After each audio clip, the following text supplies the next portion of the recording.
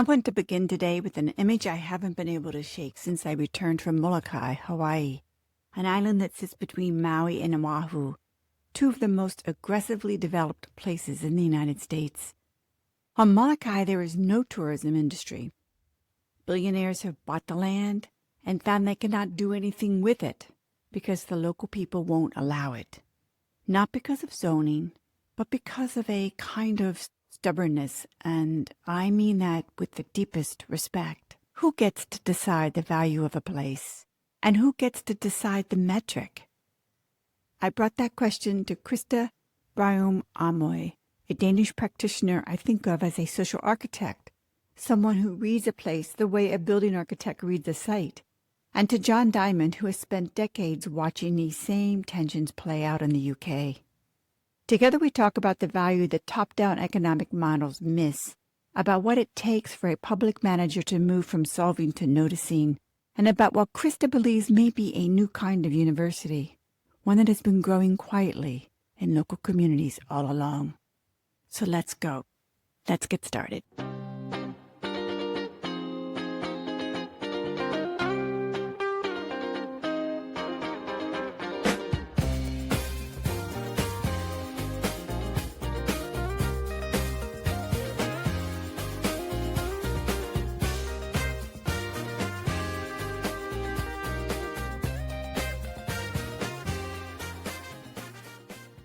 It is lovely to be with you both here today. And we're going to open up with just some conversation around who it is that decides what creates the value in the community. And I think this is a very engaging question because a lot of people don't stop and think about where that value comes from. And I want to just let Christa respond to this, and then John, if you will too, because we have three perspectives here, Christa from Denmark and John and UK, but also anywhere else that you would like, that you've experienced this kind of unsettling question of exactly who is going to create value in our communities.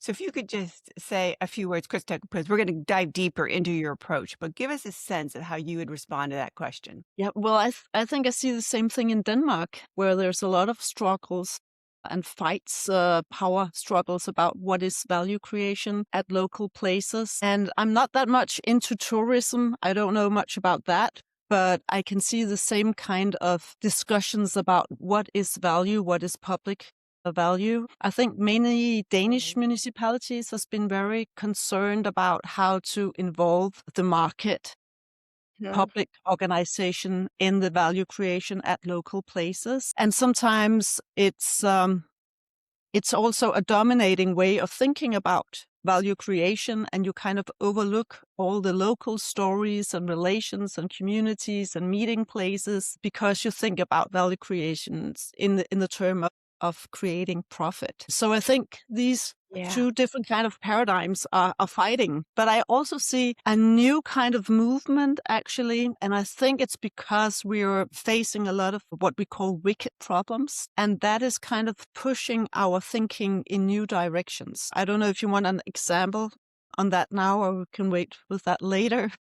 Yes, no, go ahead. Give us an example. Yeah, for instance, what we're talking about a lot, also political, is that we are going to have a lot of elderly people in Denmark in the future, and we don't have the warm hands to take care of our elderly as we did before in our welfare society. And a lot of municipal CEOs are talking about we might have the money resources, but what we are lacking in the future is professionals able to take care of our elderly people. And that is also influencing our way of thinking about local places. One municipality in the south of Denmark is wanting to create a whole new kind of a place for elderly. So instead of just creating affordable housing for seniors and having some caretakers there, they want to create a whole new kind of ecosystem where young people and experienced people and various group of people and nature and culture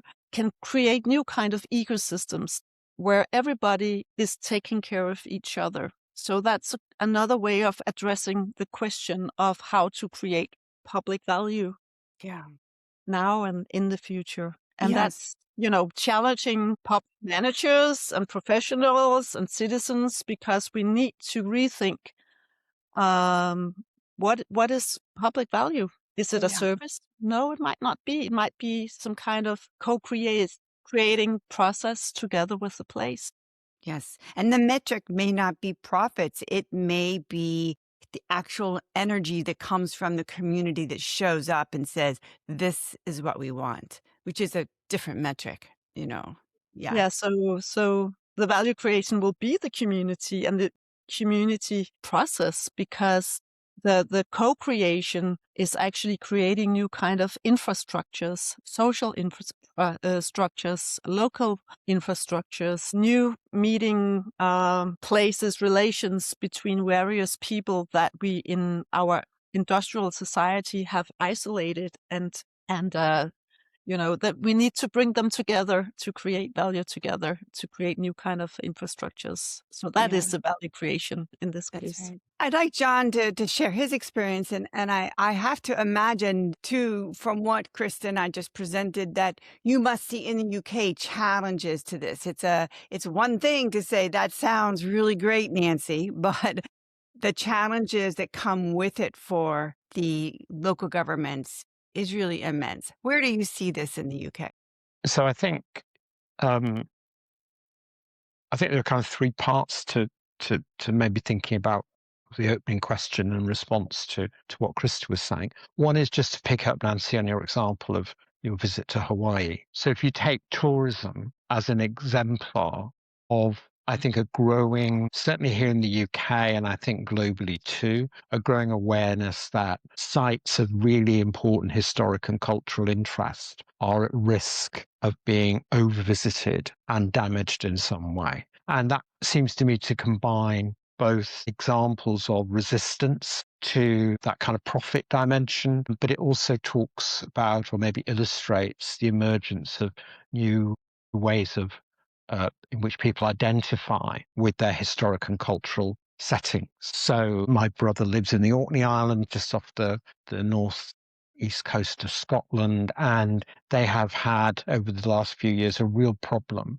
with large ships bringing tourists to the islands in order to visit historic sites. And yes, the historic sites are fascinating and really interesting, and they tell us something about our history and so on.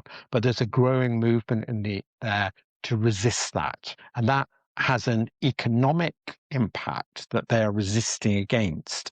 And I think that's an interesting dilemma or tension, where the act of resistance might be seen to be not in your interests. So people are resisting the possibility of jobs and an economic development, whereas both the tourist providers and those who manage the kind of the resources of the local authority that manages the islands are also caught in a dilemma about, this is going to generate income. So there's that. I think if we go back long enough, and we don't have to go back that far, but we can go back into the 1960s here in the UK, where attempts to plan and redevelop towns and cities did result in legislation around the need for consultation. So the ways in which people were then asked about, what do you think about housing development or a road development? I'm not saying that was perfect. And as someone who has protested about some of those things in the past and then watched them build, I know that the outcomes are mixed.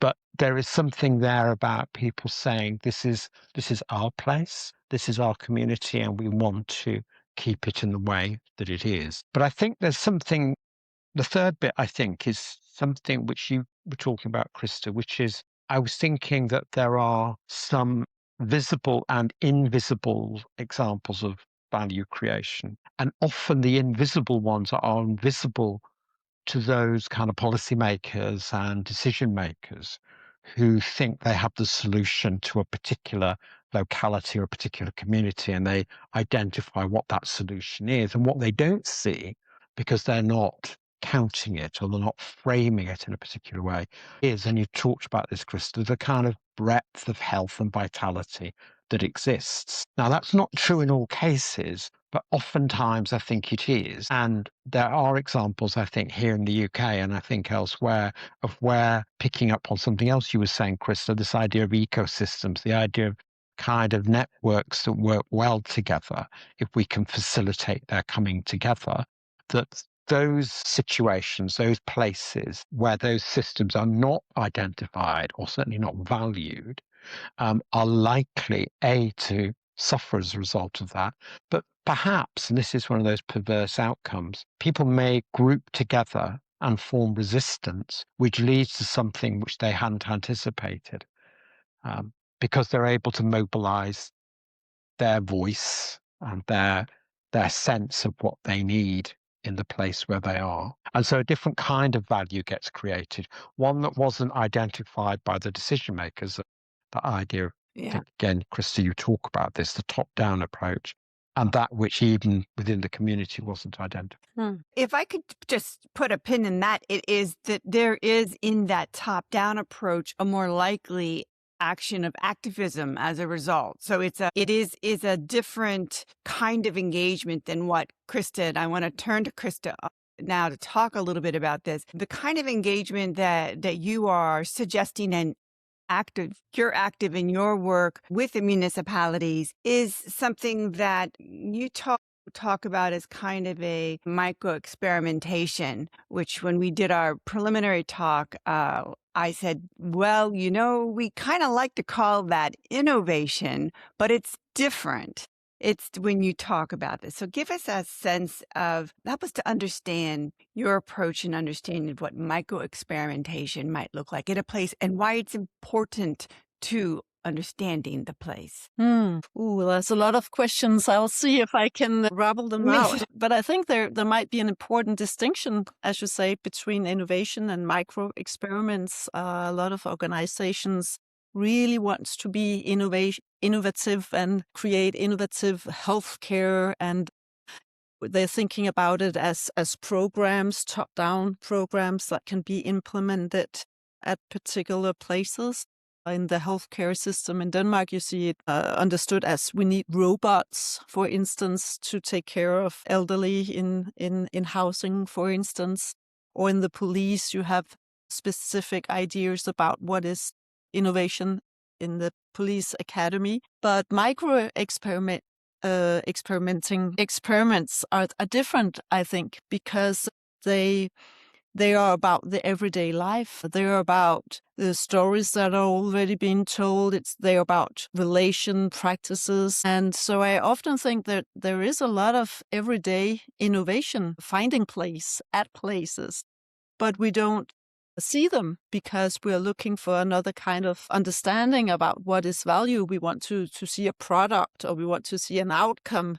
And micro experiments are much more subtle. It can be about changing small parts of the system, creating another kind of meeting with the patients or with the young people, where roles are shifting or transforming, where the young people sitting there might get another kind of voice. So it's like subtle, small experiments with how you can participate and meet people in various situations. That could be an example. Yes. But of course, you can also think about it in a more mission-driven perspective, where you kind of want to create a whole field of relations that are beginning to do these kind of micro experiments. So you can do it much more strategically also. You have to be a very good observer, I am sure, to sort of guide that process, to be able to help people notice what it is. I think that's the skill, is being able to notice. And there's a very powerful quote that I want to come to that you talk about having to do with the place as an agent. But first, I think John also has talked in the past, and I'd like him to just highlight this now, in terms of embedded practices, which again, that takes a bit of noticing to get to know a place. And you said that we should not assume that we understand the local. Going back to Molokai or Hawaii, that was the biggest objection. Why do people think they come in and understand that they know more about agriculture and that this is what we should do with our agriculture, for instance? But it shows up in so many ways. So if you could just maybe talk about your sense of how embedded practices are so important to getting to know a place, and how do you go about even recognizing what that might be? So I think this is one of the hardest things facing public managers and activists as well, actually. And I think it also is one of the hardest things that's facing those who work with public managers and the kind of the education and training and professional learning and development. Because I think there are probably, I don't know, 3 or 4 different things going on at the same time. If you're a housing specialist or someone working with the elderly that Christa was talking about, in order to kind of appreciate this, one is just recognizing and valuing and being valued for the skill and knowledge that you have. So I think that one of the things that we have to be careful about is that a number of public managers are very skilled in certain respects. They have a kind of technical knowledge, they have a functional knowledge, they have oftentimes an understanding of the system they are working in and the structure of that. And that's really, really important. But at the same time, what we're asking them to do is to work much, much more cooperatively with people who don't have the same functional knowledge, but actually have a different knowledge and a different understanding of the place and a different awareness of that. And so you're asking someone who has been told that they are very skilled and highly valued to say, in this setting, I'm not as highly skilled and as highly valued as I think I am, or as I'm being told by my organization. And that's okay, because by working cooperatively, and that means listening, it means noticing, it means suggesting as opposed to telling, and it means allowing ideas to develop. You might well find yourself in a position where you are even more highly valued and highly regarded by your organization. So it's not a situation, I think, in which people feel they have to lose something. Although I think some people do feel that for part of the time, their sense of identity is being challenged and questioned. And yet, if we can get this right, it leads to something which is not only beneficial and positive for residents and community groups and individuals, but is also good in terms of the job that somebody's doing. Just to give a kind of, if I can, just one practical example of the ecosystem for the elderly that you were talking about before. Again, this is taking something from a long time ago here I'm sitting in Manchester in the northwest of England. In the late 1960s and early 1970s, they were developing new schools, and they experimented with a large campus school that had a school place for young children, school place for children from 11 to 16, 16 to 18, a library, a community centre, and a home for the elderly, all on the same campus, all kind of in very close proximity. And it was an experiment to see if that could work as a place where different ages were coming together. And it was in many ways very innovative and ahead of its time. And what was fascinating and sad really was that 10 years later that was scaled down and the schools became separate units and institutions. And the idea of the integration was kind of seen as not being as important as the services were being provided. Here we are, 2026, and those ideas are kind of resurfacing.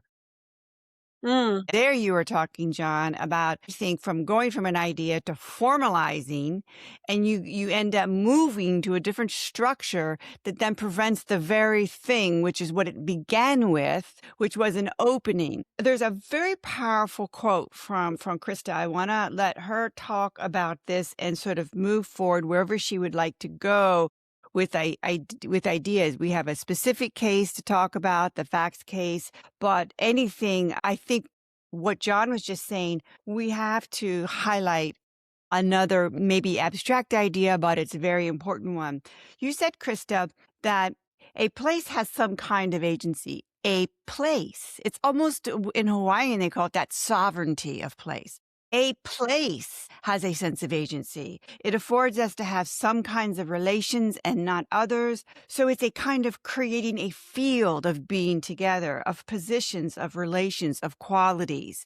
And if that's the foundation, we are talking about a whole different process of value creation. And I'd like you to respond and talk however you'd like from your experience, Christa, what that means to you and what that looks like in your practice. Yeah, I will try to, and maybe also respond to some of the examples from John, because that is something I work a lot with, also with try to train public managers to jump out from the town hall or the healthcare center or the military or the police academy in a specific sense, to jump out and be a part of the place. And instead of looking up and down in the formal organization, try to sense the place and sense all the embedded practices, relations and barriers and stories. And when John was talking, I just had a recently experience. I had, I think, 20 public managers out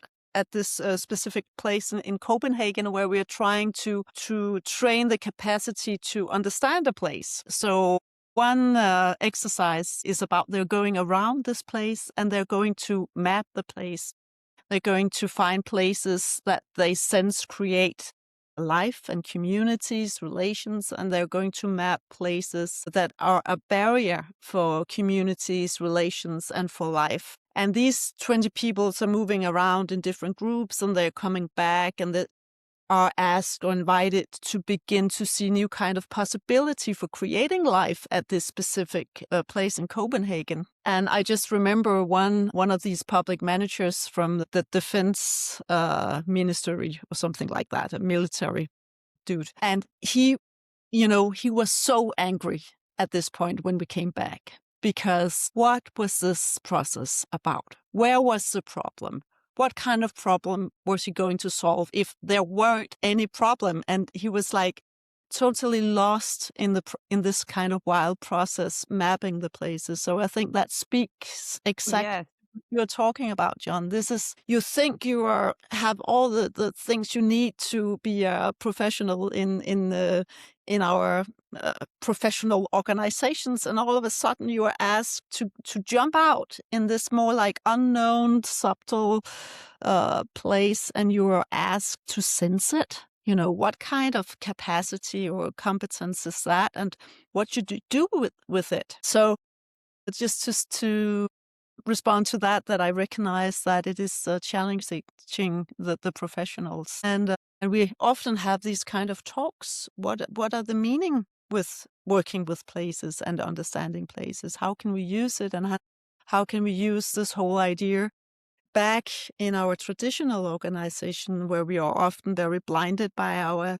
silos and institutions, and instead jumping out in this place and begin to see how everything is interconnected, the mental, the social, the natural, the physical ecosystems that are creating a whole new potential place and a new way of understanding what is a problem. And problems might live different places in a place. So if you are in a hierarchy, you often think about problems as you need to go from A to B. You have a problem and you find a solution. But when you jump out and understand problems from the place, you can see that the problem might live different kind of places, and you need to point out those places and work with it as a kind of a system acupuncture, and work with how to create more new kind of interventions, these different kind of places. And how can you think about an intervention not as something that you implement from above, but as a process you want to activate together with the people that are there? So that is also, disturbing our thoughts about what is a good manager or a good professional, because all of a sudden you don't have any answers and you just need to facilitate this place. Yeah. And the facilitation is actually recognizing that you're working with a system. So in a traditional sense, you might think, well, here's a problem over here, we'll solve that. And then here's a problem. Oh, it popped up over here, we'll solve that problem. Instead of having that more integrated approach to a larger conversation about what it is that's really trying to be accomplished. And I want you to tell us a story about the Faxe municipality. And it's a very concrete example that I think communities can relate to and understand. And I think it gets to, again, the heart of what we're talking about here, if you could. Well, we're going to Faxe municipality is a medium-sized municipality in Denmark, and this place has a lot of socio-economic problems, a lot of families that are not having jobs, kids that are not thriving. So they have a lot of family issues, problems with kids that are falling down between different kind of chairs, not going to school, not going to the youth clubs or any kind of activities. And then the whole board of public managers went to Edinburgh, and they saw a culture festival there. And they thought, okay, we want a culture festival for young people and kids in our municipality as well, because we saw that that was a way to create communities. And the CEO of the culture area that I have a long history of working together with, she said to them, I would like to make this happening, but I want to do it in another kind of way. I don't just want to create a culture festival, bringing in the biggest musicians for young people. I want to understand it as a process where we are actually mobilizing the local community. So it's going to be a co-creating process. So we started that to think about it as a way, as culture and art, theater, performance as a driver for change and for creating communities. And we actually began by, I think we were 40 people. We mapped out who are relevant for young people, for kids, the school area, libraries, all the public organizations. And we also had around 20, 25 musicians, performances, theater people living in the area and working in the area, and we brought them together. And we began by asking them, could you please take pictures of the places where you move around and take these snap logs, that we call them, and make a small logbook. Where do you see life? Where do you see not that much life, like smaller, low energy? What is happening? And we begin to map all these pictures and started new kind of conversations. So instead of having one festival in the main city in this area, we saw that there was a lot of the small villages where they needed some kind of activities, where the families and the communities were closing around themselves and were not participating. Because it's also very difficult to move around in the geographical area because the politicians have cut off public transportation. So everybody needs to drive around for themselves to get to the main city. So we reframed the idea. So the festival were going to be a caravan, moving between these three places.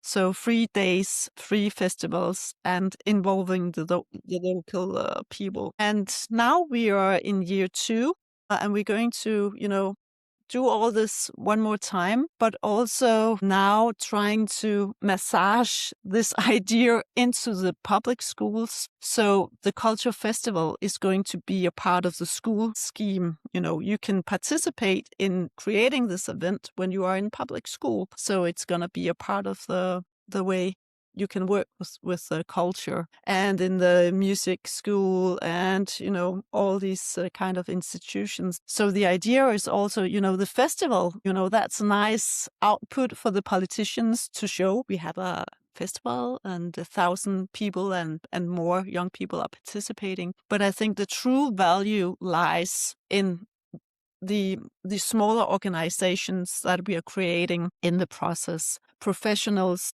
that have never met each other before across daycare and library and the music school and all these kind of public institutions. So they're beginning to understand each other, and they can reach out to each other, and they can, if they have a young girl, boy that is not, joining any kind of activities, they can say, how can we help this young girl? She's playing trumpet, but she's not going to school. Can we maybe involve her in the music school and then think about it as a job? So can we actually pay her for, helping the other kids to play trumpet? So creating all new kind of of Yeah, ways. So it's kind of wayfinding and helping the kids creating new pathways.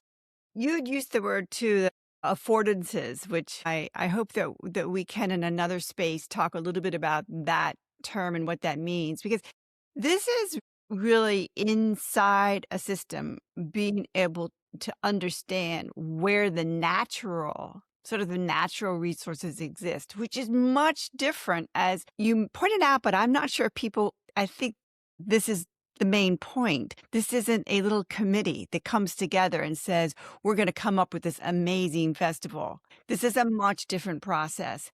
And I think it's important to highlight why that creates value. And John, you can jump in here, that we know good festivals. We've all been to them, but there's something different about a festival that comes sort of from the roots, that's organic in its development. And there was something that you said in our earlier meeting, that kids were not as responsive to those type of activities that were created by the municipality. Like, they had wanted to be at the point of creation. They wanted to be part of the process. And so if just that understanding of, to make it clear that that's a different kind of value, like what is that creating for the municipality, helps us really land this idea of how to develop a sense of place. Can I just give one small example? Because when you talk about this, what came to mind was a picture that one of the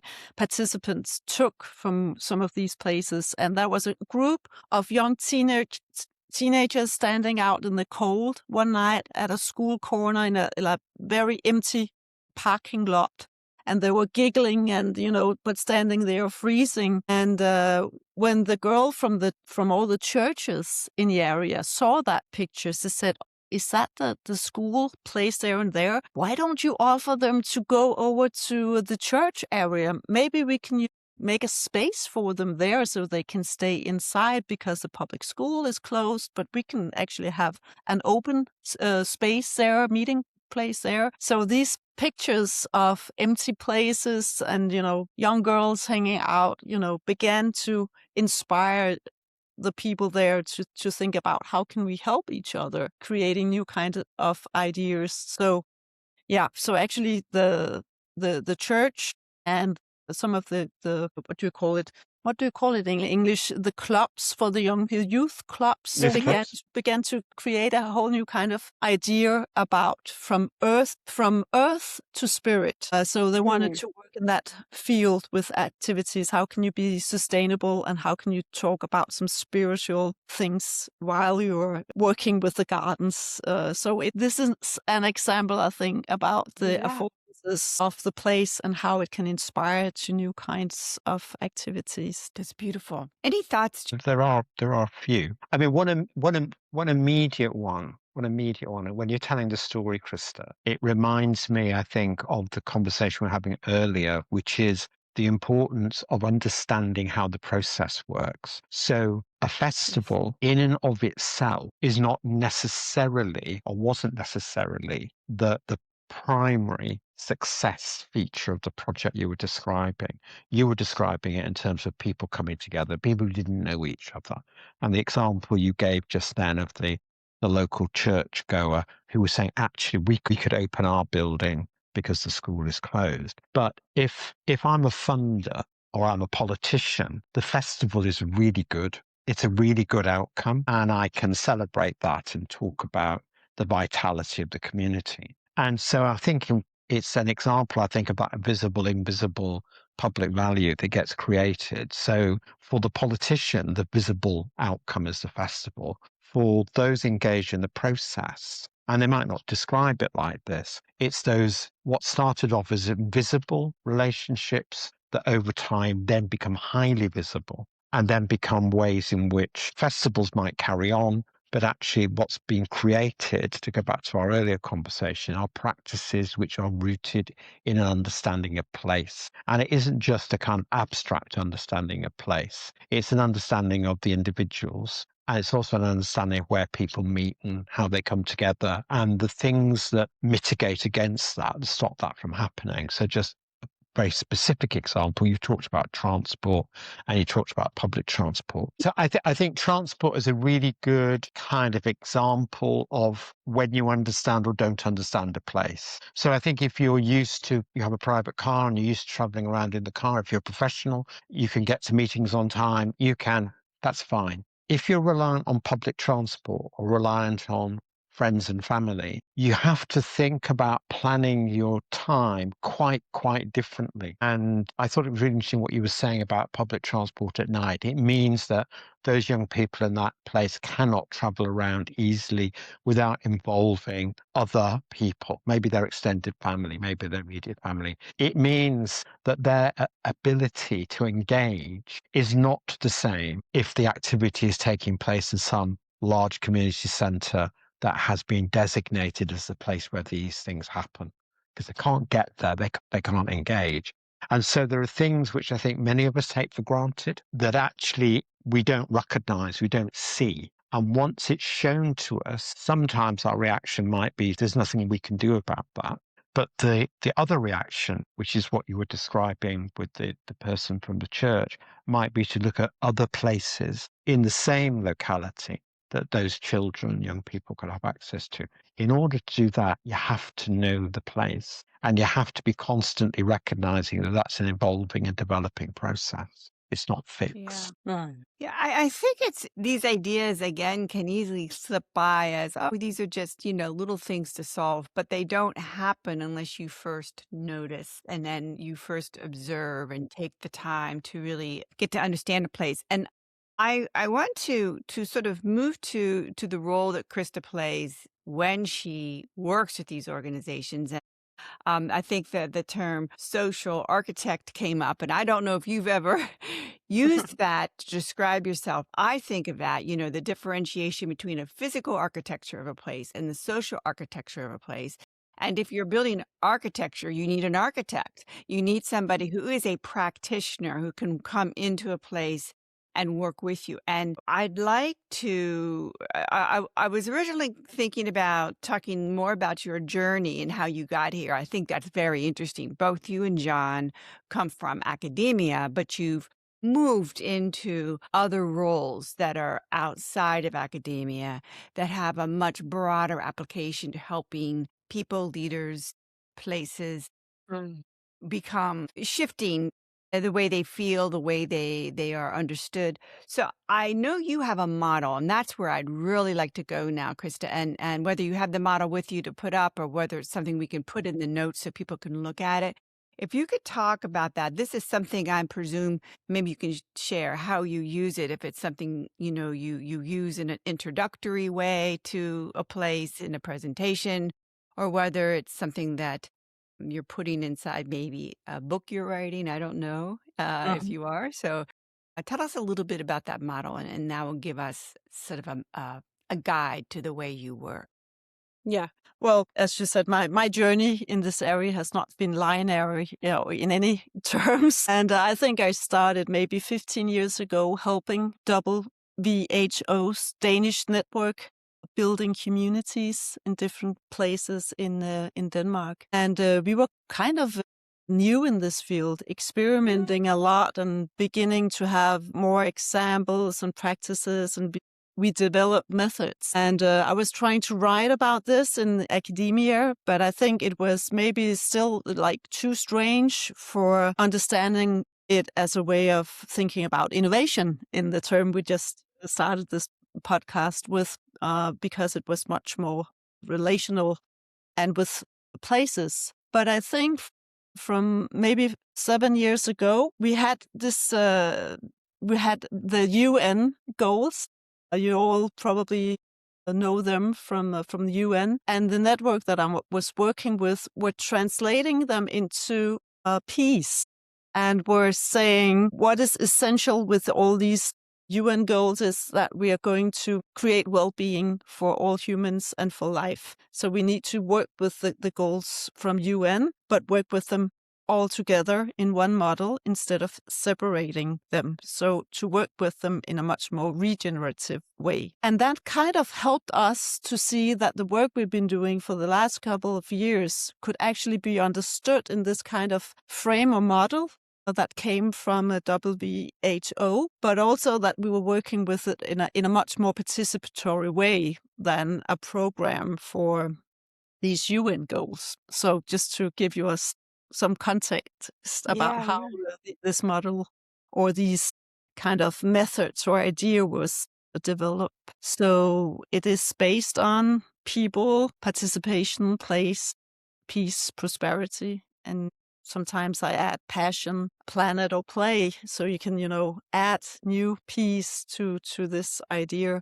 But the approach is to try to understand organizing as much more organic. So thinking about if we want to design, create, nurture life, we need to work with these different kind of piece to ask ourselves questions. If I want to nurture life, what do I need? What about people? Have we set some kind of practice mission? What are we together about? Have we talked about that? So that could be like one way to begin the conversation between municipality and civic society, for instance. Or you can ask, what about participation? Do we actually work with processes where you don't just hide in your formal role, but where you can actually kind of feel each other and the place? You put yourself into movement rather to have like a specific position in the system.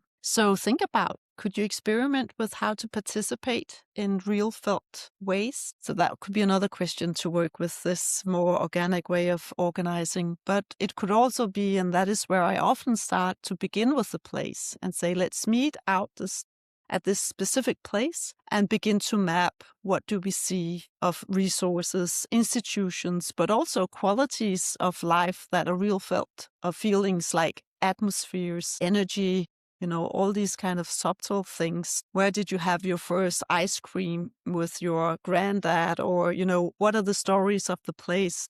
What are the stories of the deep time here?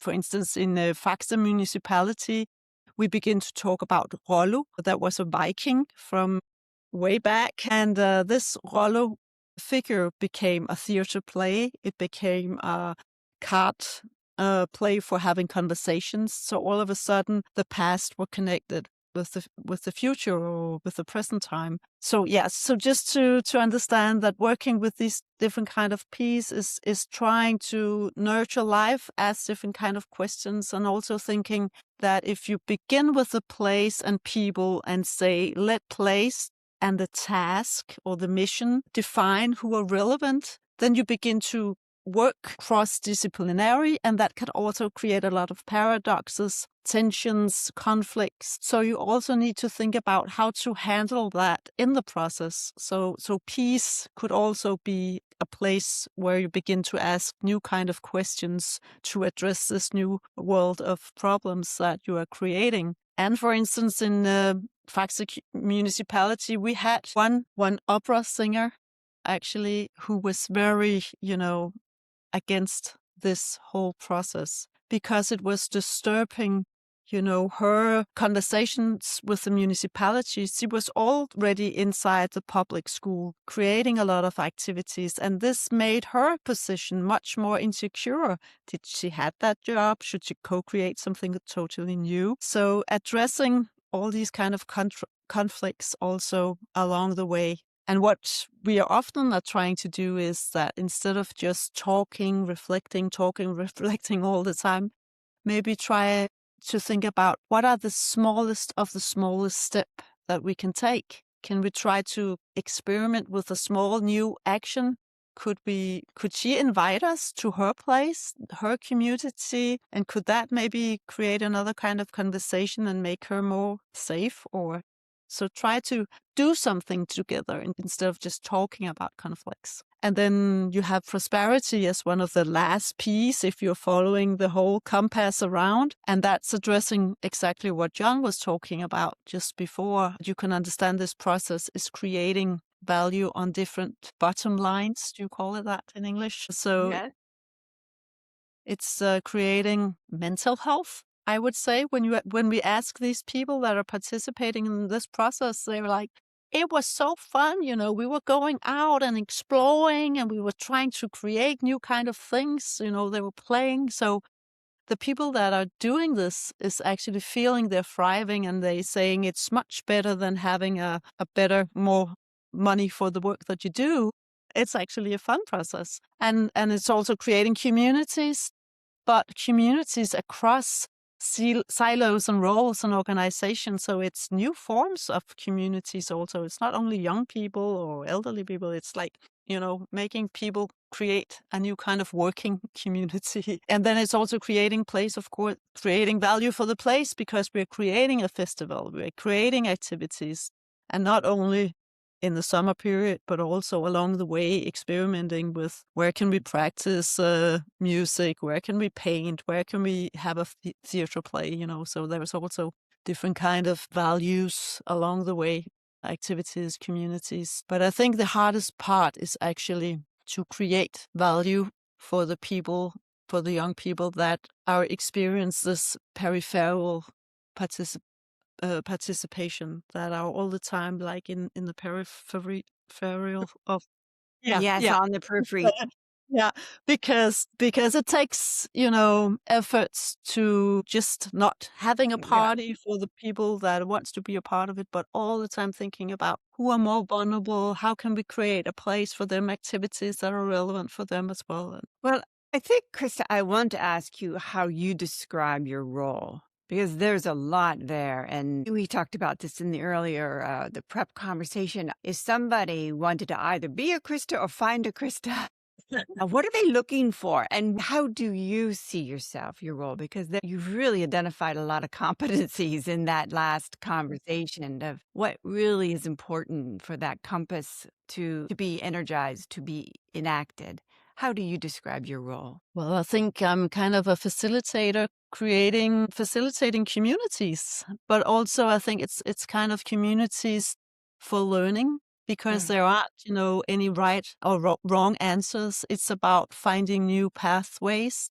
So it's Mhm. also emerging futures, emergent communities. All of us are pathfinding scholars somehow. So in my terms, I also think this is a new kind of becoming a researcher, because this is Mm. about making knowledge about communities, translating it into a practice almost. So thinking about local communities are not just local communities eating together, having dinner together, or doing kind of different kind of things. It's a learning community. You learn about resilience, about health, about the place. And so I think it's a new kind of thinking about a university. Yeah. Oh, I love that. John, I'm going to let you respond to that. What kind of seeds are planted by this conversation today and Krista's approach? What potential do you see in the field of public management? I think the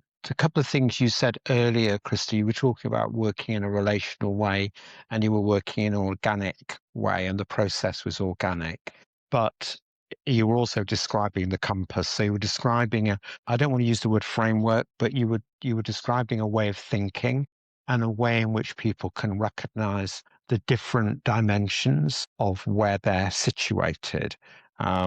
And they can come into that conversation, I guess, through any one of the P's, because that might be their starting point. But actually, because you stress the relational, and because you stress the sense in which this will take place over time, and there isn't a kind of fixed way of doing this, because we haven't yet agreed how we want to describe the success of our work, because that's dialogic and so on.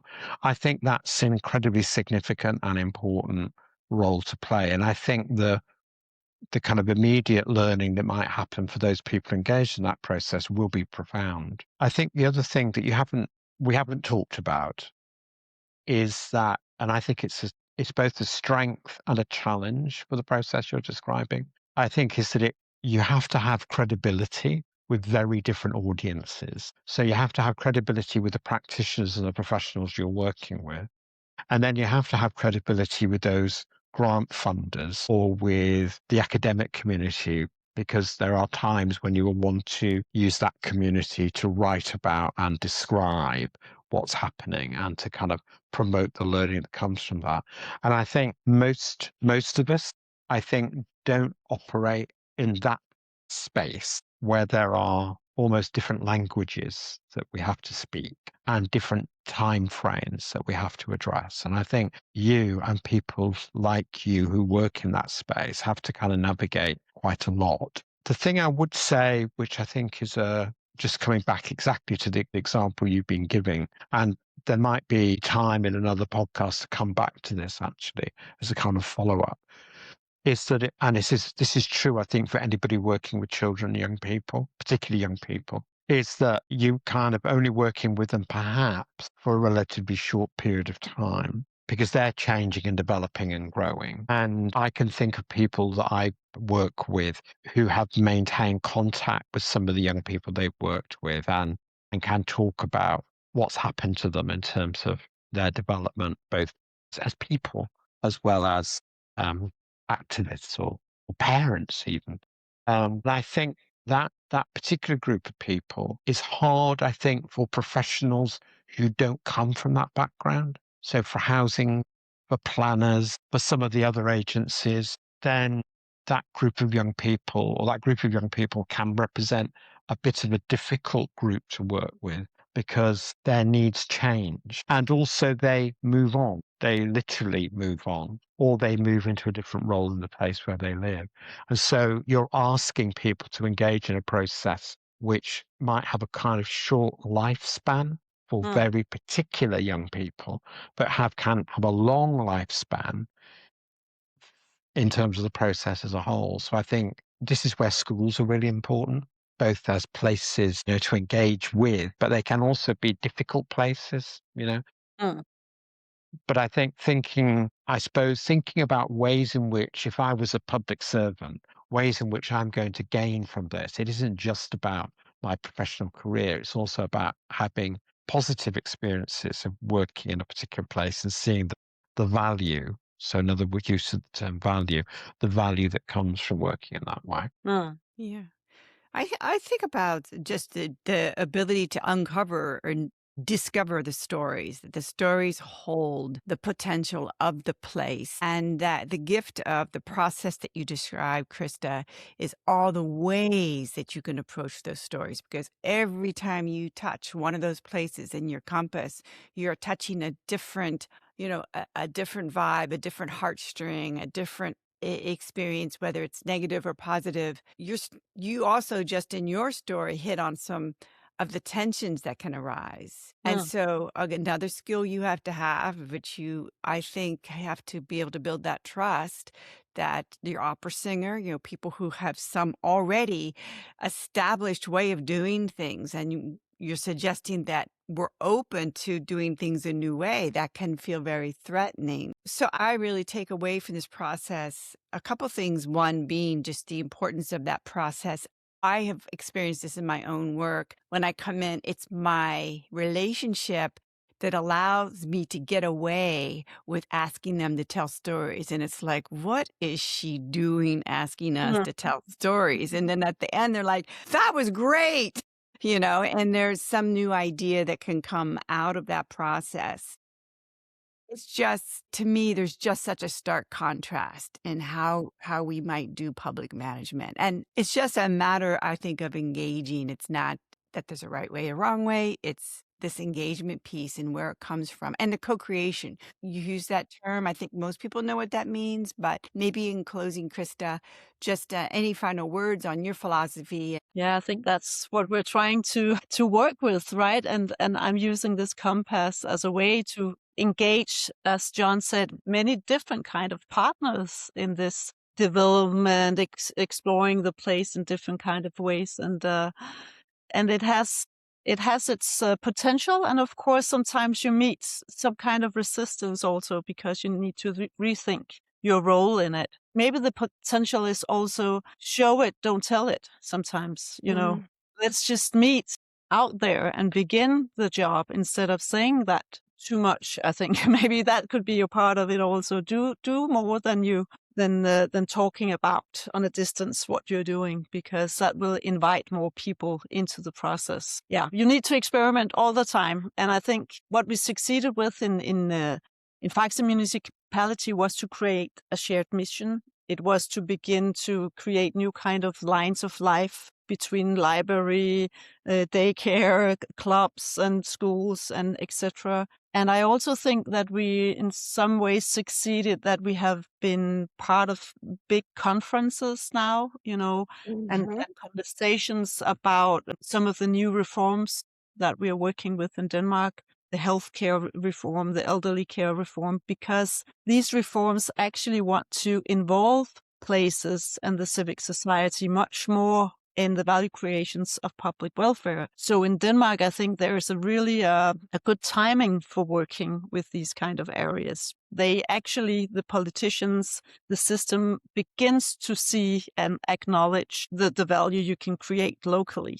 But still, I think they're thinking about it in a little bit linear way also, because they want to have a hospital that can create an activity with a partner in the civic society, and then you kind of build a bridge there, instead of beginning to work with how can we connect the dots in the local place and begin to create a new value together. So jump out in this unknown and begin to create new pathways and new forms of value. I think that's still a journey we're on in here in Denmark. Well, thank you so much. I'm going to close it up here, and it has been just a wonderful conversation.